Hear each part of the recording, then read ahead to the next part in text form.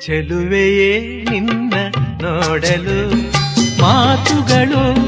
ಬರದವನು ಬರೆಯುತ್ತಾ ಹೊಸ ಕವಿತೆಯ ಹಾಡುವ ನೋಡಿ ಅಂದವನು ಚೆಲುವೆ